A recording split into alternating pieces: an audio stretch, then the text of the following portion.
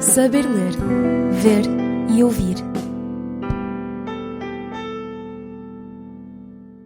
Os convidados que sofram da mais terrível das doenças, e não me refiro à peste, mas à escrófula ou à varíola, tal como os que forem dados à perda de peso, bem como outros que exibam chagas ou feridas abertas, não devem ser sentados em lugares próximos do Sr. Ludovico, meu amo, a menos que sejam filhos de papas ou sobrinhos de altos cardeais, mas a sua companhia é tolerável para outros de classe inferior e para dignatários estrangeiros, entre os quais podem tomar assento. Estas palavras são atribuídas a Leonardo da Vinci, que teve sempre uma relação muito próxima, embora pouco conhecida, com a área da culinária. Na verdade, ele trabalhou em cozinhas, chegou mesmo a tentar abrir o seu próprio botequim, foi mestre de banquetes na corte dos Sforza, isto durante mais de 13 anos, e tomava a miúde nota de receitas e de pensamentos acerca da alimentação. Sobre uma receita de pudim branco com 20 gemas de ovo, terá escrito: este prato não é aconselhável para quem tenha contraído a peste, nem para os que sofram do coração. É, na verdade, um prato muito pesado e inconveniente para quem tenha males de fígado ou da vesícula. Está assim dado o mote para o primeiro episódio do podcast Saber Ler, Ver e Ouvir. Daqui fala Fátima Vieira. O meu convidado de hoje é Pedro Graça, diretor da Faculdade de Ciências da Nutrição e Alimentação da Universidade do Porto e ex-diretor do Programa Nacional para a Promoção da Alimentação Saudável da Direção-Geral de Saúde. Obrigada, Pedro Graça, pela disponibilidade para aqui estar. O documento que Pedro Graça nos vai hoje ajudar a compreender não está relacionado com Da Vinci, mas tem a ver com alimentação e com epidemia. E trata-se de um documento publicado pela Direção-Geral de Saúde, com o título Orientações para apoiar profissionais de saúde, recomendações na área da alimentação. O Pedro Graça chamou-lhe, quando sobre ele falamos anteriormente, um manual de sobrevivência. Quer explicar porquê? Sim, a ideia de se falar do manual de sobrevivência associado a este texto que saiu agora tem a ver com o facto de nós estarmos todos, de certa maneira, nestes dias em modo de sobrevivência. Modo de sobrevivência porque alteramos muito a nossa maneira de viver e essa alteração da maneira de viver tem também a ver com uma alteração natural na maneira de comer e de comprar. Há uma preocupação generalizada com a doença, com o coronavírus e com o facto, inclusive, deste alimento poder ser, este problema poder ser transmitido pelos alimentos e, face a essa preocupação, a Direção-Geral de Saúde e um conjunto de peritos resolveu construir um documento que pudesse informar sobre aquilo que são as principais preocupações das pessoas nesta área, neste momento. Começamos por explicar, entre outras coisas, porque é que o estado nutricional e de hidratação adequados contribuem, do modo geral, para um sistema imunitário otimizado e para uma melhor recuperação dos indivíduos em situações de doença. Daí a questão da sobrevivência. Por outro lado, há o facto de muitas das medidas adotadas para a prevenção da propagação da Covid-19, nomeadamente o isolamento preventivo, profilático, poderem contribuir para alterações do comportamento de compra e de consumo de alimentos, faz com que seja necessário ir menos vezes ou menos frequentemente comprar alimentos e a necessidade de organizar de forma diferente a ida ao supermercado.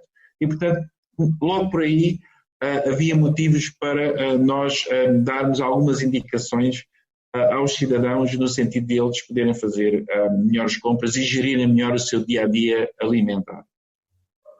Obrigada, Pedro Graça. Eu já agora pegava na questão das compras, porque realmente a nossa ida às compras neste contexto de crise é complicada, é muito complicada pelo medo do contágio.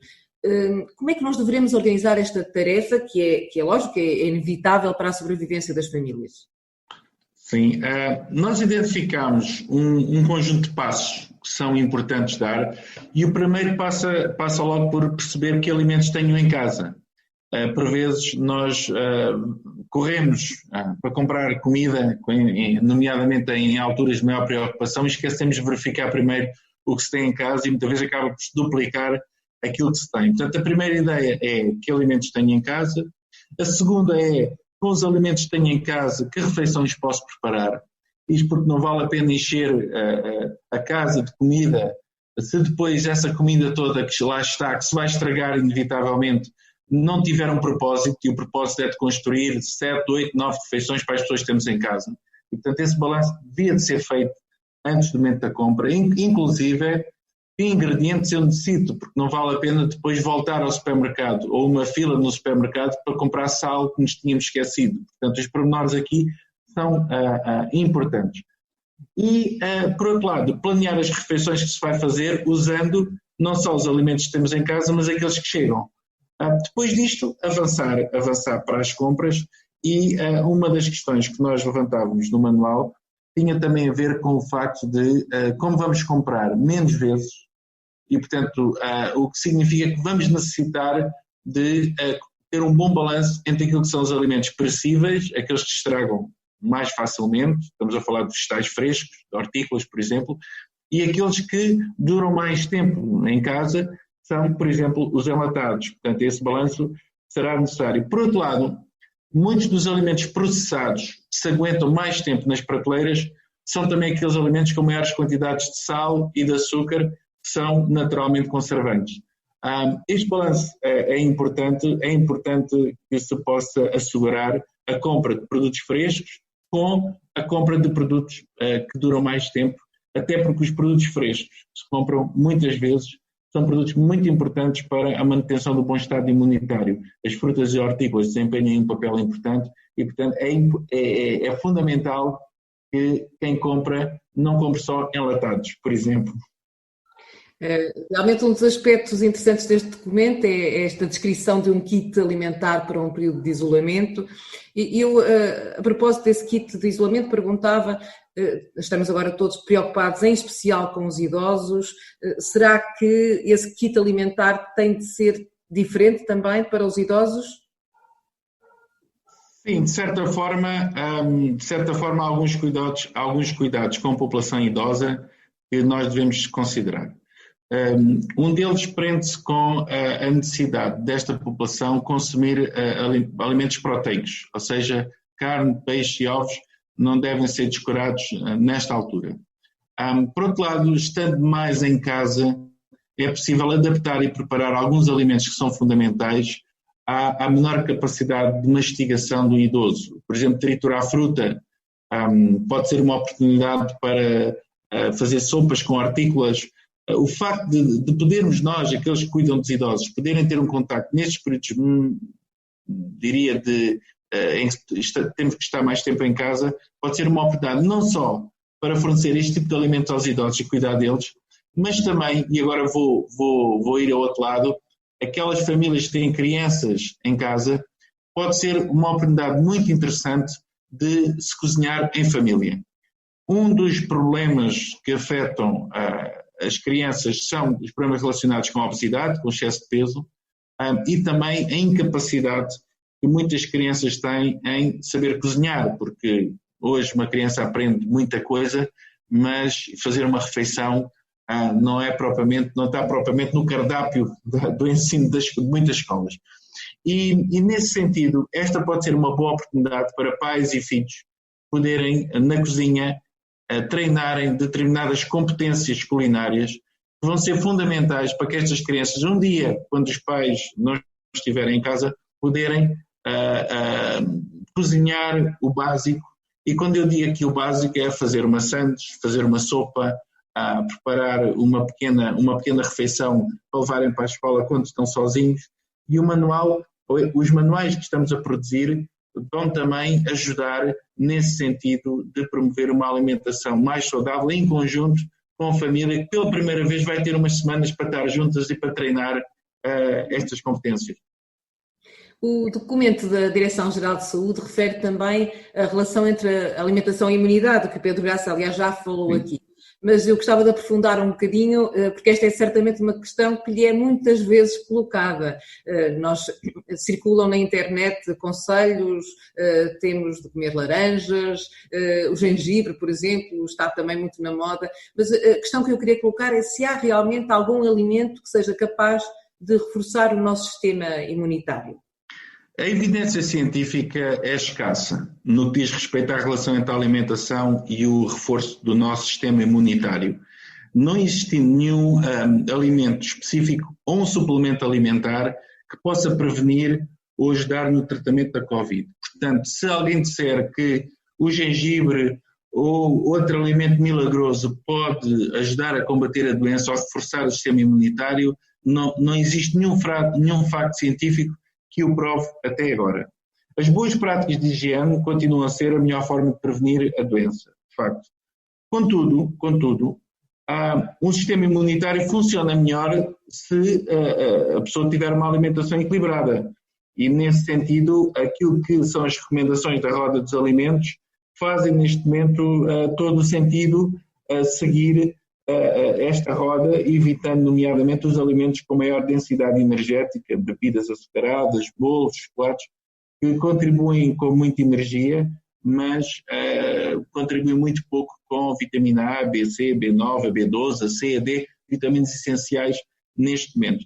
Portanto, diminuir os produtos hiperaçucarados e hipersalgados, aumentar a quantidade de frescos e, acima de tudo, combater também aquilo que é o sedentarismo. Me parece que o balanço energético entre aquilo que se come e aquilo que se gasta, se também não gastarmos mais ou tentarmos gastar mais, nomeadamente crianças e adultos que estão em casa, o risco de, quando terminarmos esta crise, termos uns quilos a mais, serão reais e a saúde estará debilitada nesse sentido. Portanto, também aí, eu acho que aí, mais importante do que isso, e já agora que estamos a falar de sistema imunitário, também fazer aqui um alerta para um tema que nos últimos tempos tem falado muito, que é a questão do aleitamento materno e a possibilidade deste aleitamento materno poder transmitir o vírus às mães através do leite materno. Tanto quanto sabemos, ainda muito pouco trabalho feito sobre isto, mas os trabalhos que existem sugerem que não existe transmissão vertical no período neonatal através da amamentação. Ou seja, o risco é muito reduzido ou inexistente de o leite poder conter micro-organismos que possam contaminar a criança. Agora, há risco sim do contacto, se uma mãe estiver infectada, do contacto também com a criança, e aí uma mãe estiver a amamentar, deve ter o máximo de cuidado de usar todo o equipamento que seja recomendado pelo pessoal médico para evitar ao máximo a transmissão de gotículas de saliva, por exemplo, que são fatores de disseminação da doença. Tanto a Unicef como o CDC, como uma série de colégios de obstetrícia já se pronunciaram a este respeito, referindo que não estão infectadas ou há risco de infecção através da amamentação e, portanto, essa é uma boa prática que deve ser mantida com os devidos cuidados neste momento, até porque a amamentação é ela própria um fator de proteção da criança.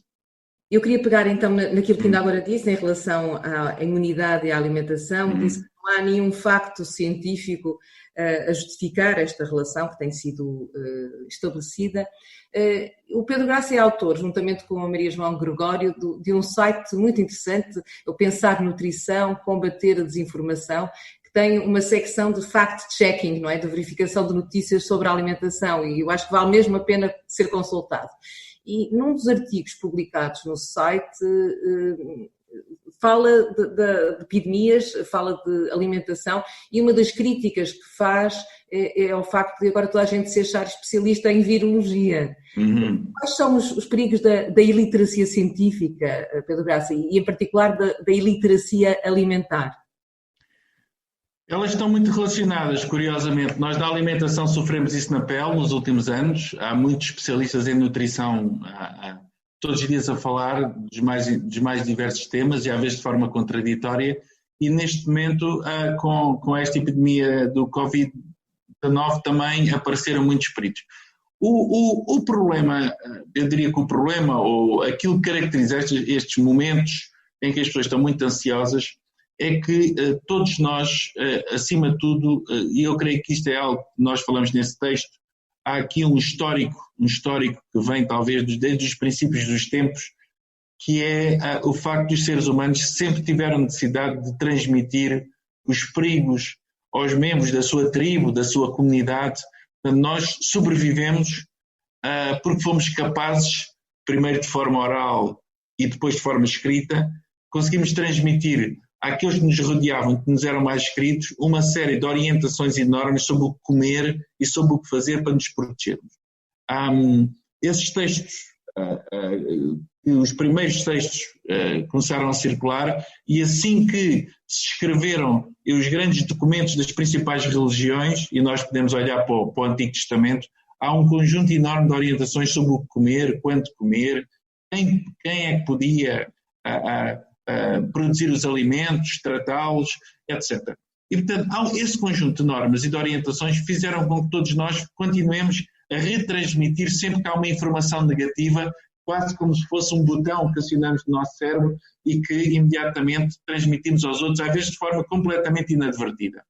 Eu diria que neste momento, para evitarmos esta enorme quantidade de informação, às vezes contraditória, que nos torna, por vezes, nos faz ter dificuldade em agir, tal é a quantidade de informação, eu diria que é procurarmos naqueles que são os sítios de referência.